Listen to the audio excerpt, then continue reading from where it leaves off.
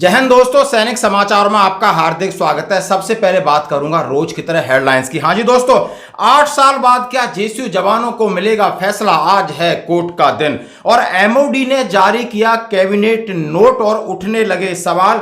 और defence helpline यानी यदि आप रिटायरीज हैं या सैनिक हैं, इस नंबर पर आप कर सकते हैं शिकायत। सीएम की है बड़ी पहल।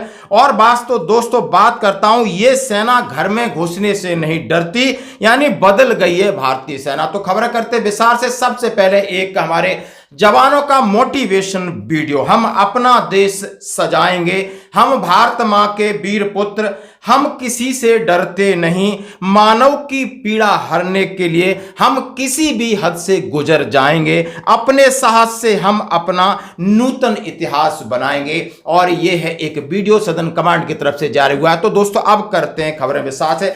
सबसे पहले मैं बात करूंगा 8 साल के बाद आज है न्याय का दिन, और मैं बात करूंगा 2016 के बाद इक्वल एमएसपी के ऊपर सवाल उठने लगे थे, क्योंकि ये अंतर 5,200, 10,500, 15,500 हो गया था। और जब ये सवाल उठने लगे तो मांग उठने लगी और मांग को स्वीकार कर लिया गया था, और वो किया था जनरल बिपिन रावत साहब ने। और स्वीकार करने के बाद जेसीयू जवानों के बड़े खाने और दरबार में जाके घोषणा करी कि जब तक मैं जनरल के पद पे हूं आपको इक्वल एमएसपी पर न्याय दिलाऊंगा। और उनकी कोशिश वहां तक पहुंची कि उन्होंने एमओडी को कॉन्फिडेंस में लिया, सेक्रेटरीज को कॉन्फिडेंस में लिया, रक्षा मंत्रालय को लिया, रक्षा मंत्री जी को लिया। बस घोषणा होने वाली थी, लेकिन ये जो सरकार है और इनके जो वित्त मंत्री ने इसको यानी कहा कि ये बहुत बड़ा फाइनेंशियल बर्डन है, अभी हम इसके ऊपर विचार नहीं कर सकते। उन्होंने डिनाई किया। इसको फिर दूसरे तरीके से रखा गया कि कम से कम जेसीयू की कैटेगरी अलग कर दो, लेकिन उसको भी डिनाई किया। लेकिन उसके बाद मामला 2018 के बाद हमारे दिल्ली उच्चतम न्यायालय में अटका हुआ है। और सिर्फ कितने 2018 से कितने जज यानी आप समझ सकते हो फौज न्यायालय से अलविदा हुए होंगे, रिटायर्ड हुए होंगे, कितने वकील, लेकिन तस्वीर इक्वल एमएसपी की अभी तक बदली नहीं है। यानी 2018, 19, 20, 21, 22, 23, 24, 8 साल से इसको मिल रही है, तो सिर्फ तारीख और आश्वासन मिल रहा है। लगातार सैनिक संगठन इसकी कोशिश कर रहे हैं, लेकिन इस महीने में पहली बार है ऐसा कि तीसरी तारीख मिली। आपने देखा होगा 2 तारीख, 13 तारीख और 27 तारीख आज क्या इसके ऊपर बहस होगी? क्या कुछ फैसला आएगा? क्या मिलेगी तारीख? या लग रहा है अब इसकी कोई प्रायोरिटी नहीं है, ऐसा लग रहा है आपको। लेकिन हम एक वीडियो आपको दिखाना चाहते हैं, हम इनसे उम्मीद करते हैं, और ये हैं CJI chief justice of India D.Y.. Chandrachud साहब। जीवन भारतीय कानून व्यवस्था और संविधान से जुड़ा हुआ है, और आज मैंने मेरा वोट डालकर बहुत विनम्र भाव से एक नागरिक के रूप में मेरे कर्तव्य का पालन किया है। और इसलिए मैं पहले ही कह चुका हूं कि ये बहुत बड़ा कर्तव्य है हर एक नागरिक का।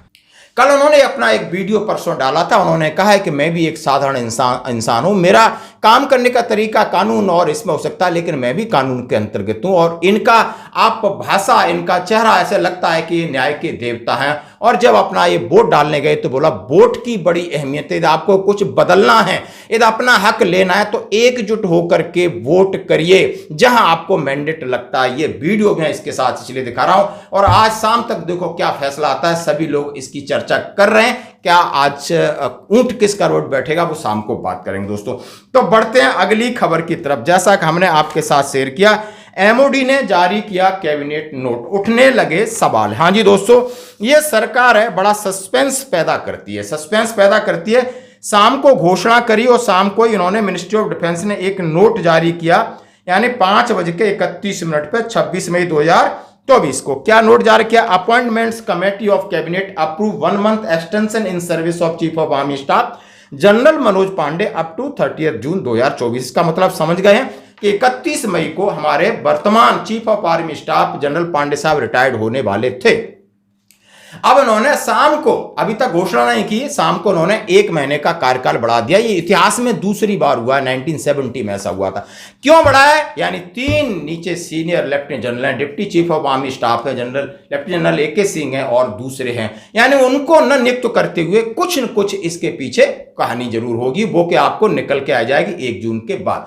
जैसा कि ये सरकार अमूमन इसी तरीके से सरप्राइज करती रहती है, उनकी एक प्लानिंग रहती है और वो प्लानिंग के तहत शायद उन्होंने किया। तो बहुत सारे लोग इस पर सवाल उठा रहे हैं कि गवर्नमेंट चुनाव में व्यस्त है तो इसमें बात क्या थी, कहां से आपने इलेक्टेड करना था, सीनियरिटी वाले हैं, सब चीजें थी, लेकिन आपके इसके पीछे क्या कारण है। उन्होंने the appointments committee of cabinet on May 26, 2024 approved the extension in service of Chief of the Army Staff General Manoj Pandey, PBSM, ABSM, VSM, ADC for period of 1 month beyond his normal age of superannuation May 31st, 2024 either up to June 30th, 2024 under Rule 16A Sub Rule 4 of the Army Rules 1954. He was appointed as the Chief of Army Staff on April 30th, 2022. He was commissioned in December 1982 in Corps of Engineers, the Bombay Sappers.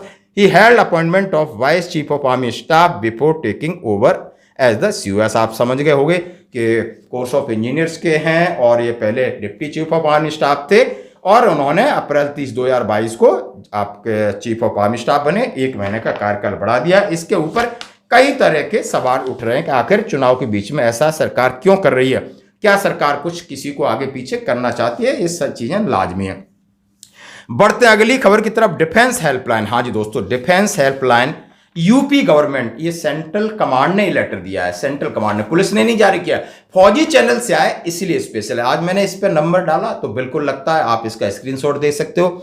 और ये 18 मई का उनको government of UP has created dedicated helpline of defence personnel for, उन्होंने बोला है contacting them solving the grievances right various department of the government, the contact detail as are government helpline 7839877707 7839877707। Email ID है defence space helpline UP.gov.in। All formation are requested to disseminate of the sub unit and level of AOR।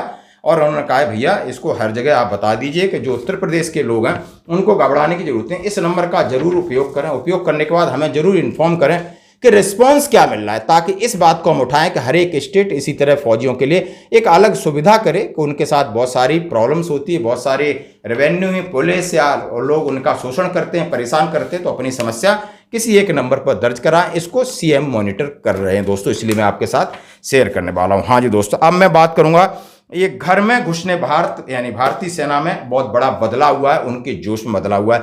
माननीय प्रधानमंत्री जी एक rally में बढ़ चढ़ के बोल रहे थे, क्या आपको बम से डर लगता है, क्या आपको पाकिस्तान से डर लगता है? डरने की जरूरत नहीं, क्योंकि मैं हूं, मैंने भारत को बदला है, सेना को बदला है और सेना को पूरी खुली छूट है कि जाइए यहां जो आता है उसका स्वागत करिए और उसके घर में जाकर के भी अच्छे से स्वागत करिए। आप इनका भाषण देख सकते हो। तो दोस्तों आज की खबरों में इतना ही, बने रहिए हमारे साथ। साथियों, ये इंडी गठबंधन वाले देश की सुरक्षा के लिए बहुत बड़ा खतरा है। आप देखिए कांग्रेस का एजेंडा क्या है, ये कश्मीर में फिर से 370 लागू करने की बात कर रहे हैं। इन्हें फिर से कश्मीर में आतंकवाद चाहिए, इन्हें फिर से कश्मीर को अलगाववादियों को सौंपना है, ये फिर से पाकिस्तान को दोस्ती के पैगाम भेजेंगे, उन्हें गुलाब के फूल भेजेंगे और पाकिस्तान बम धमाके करता रहेगा, देश पर आतंकी हमले होते रहेंगे। कांग्रेस कहेगी कुछ भी हो बातचीत तो करनी ही होगी। इसके लिए कांग्रेस ने अभी से माहौल बनाना शुरू कर दिया है। कैसे कैसे बयान ये अभी से देने लगे हैं। इनके नेता कह रहे हैं पाकिस्तान के पास एटम बम है। अब ये सुनकर के आपको हंसी आती है कि नहीं आती है? आती है कि नहीं आती? आपको किसी को भी पाकिस्तान के पास एटम बम है ये सुनकर के डर लगता है क्या? किसी को डर लगता है क्या? किसी हिंदुस्तानी को डर लगता है क्या? ये कांग्रेस वाले कांप रहे। बोलो, क्या ऐसे लोग देश चला सकते हैं क्या? ऐसे लोग देश को सुरक्षा दे सकते हैं क्या? इनके लोग कहते हैं पाकिस्तान से डर करके रहना होगा। ये इंडी गठबंधन वाले पाकिस्तान की भाषा बोल रहे हैं, लेकिन ये भूल रहे हैं ये नया भारत है, ये घर में घुसकर मारता है।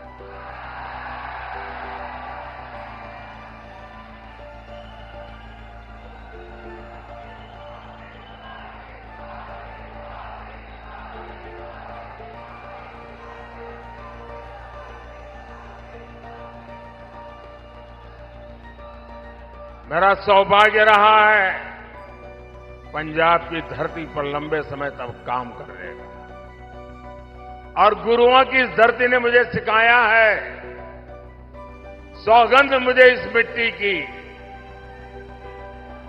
सौगंध मुझे इस मिट्टी की, मैं देश मिटने नहीं दूंगा,